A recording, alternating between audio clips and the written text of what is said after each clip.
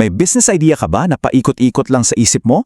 Well, kung handa ka nang gawin niyang idea na yan na isang tunay na kumpanya, nandito ka sa tamang lugar. Sa gabay na to, ipapakita namin sa iyo step by step kung paano ba talaga magsimula ng isang korporasyon sa ilalim ng ating bagong revised corporation code. Para sa araw na to, ako muna ang magiging personal na gabay ninyo mula dito sa Securities and Exchange Commission o SEC. Ang trabaho ko, siguraduhing lahat ng hakbang ay malinaw at simple para sa inyo. Gawin nating madali ang pagpasok nyo sa mundo ng pagnenegosyo. So, ito ang magiging journey natin. Titingnan natin kung sino bang pwedeng magtayo ng kumpanya, paano gawin ang blueprint nito, anong ibig sabihin ng shares, at yung dalawang importanteng konsepto ng oras na kailangan yung tandaan. Handa na ba kayo? Tara, umpisahan na natin. Okay, first things first, bago pa man tayo gumawa ng kahit anong dokumento, kailangan muna nating sagutin yung pinaka-basic na tanong. Sino ba ang kwalipikadong magtayo ng isang korporasyon? Dito talaga nagsisimula ang lahat. Alam nyo sa ilalim ng Section 10 ng bagong batas, mas pinadali na to. Pwede ka nang mag-isa lang. Yan ang tinatawag na One-Person Corporation or OPC. O kaya naman, pwede kayong bumuo ng grupo ng hanggang 15 miyembro. Ang kailangan lang tandaan, kung tao ka, dapat nasa legal na edad. At kung stock corporation yan, dapat bawat isa sa inyo may hawak na kahit isang share man lang. Ganun lang siya kasimple. Okay, so alam na natin kung sino ang pwedeng sumali. Anong susunod? Ngayon, bubuuin na natin yung pinakapuso, yung pinakapondasyon ng kumpanya nyo. Isipin nyo to na parang blueprint ng isang bahay o kaya naman yung mismong DNA ng negosyo nyo. Ito ang Articles of Incorporation o AOI. So ano nga ba itong AOI? Para mas madali, isipin mo na ito yung birth certificate ng kumpanya mo. Dito nakasulat lahat ng mahahalagang detalye. Sino ka? Anong gagawin mo? Paano ka binuo?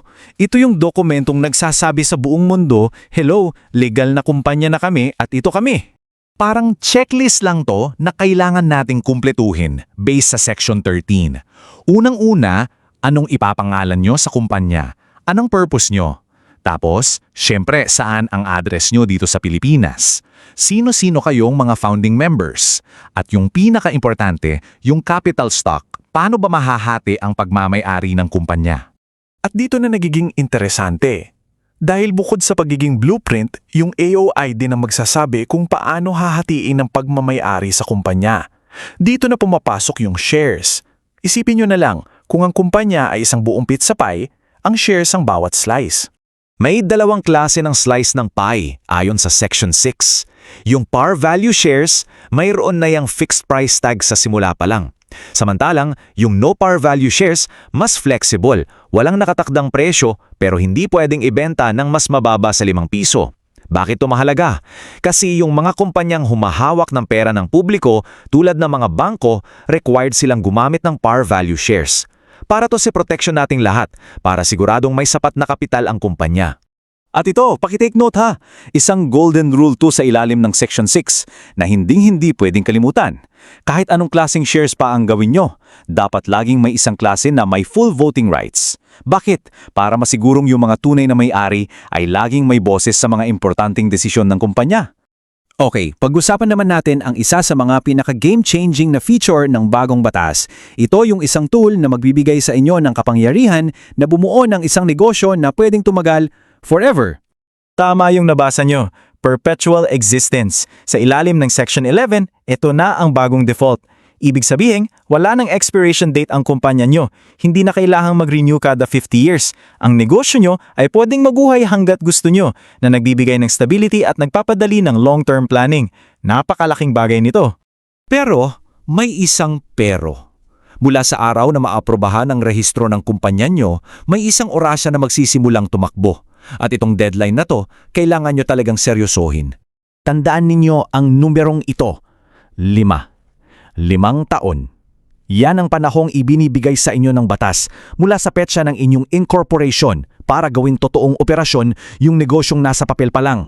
Ito ang tanong na nagkakahalaga ng buong pinaghirapan ninyo.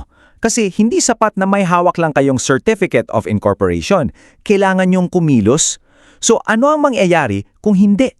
Sobrang linaw ng sinasabi ng Section 21. Kapag lumipas ang 5 taon at wala pa ring nangyayari, walang formal na organisasyon, walang business operations, ang certificate ninyo ay ituturing na deemed revoked. Sa madaling salita, para na ring binura ang pagiging legal ng kumpanya nyo.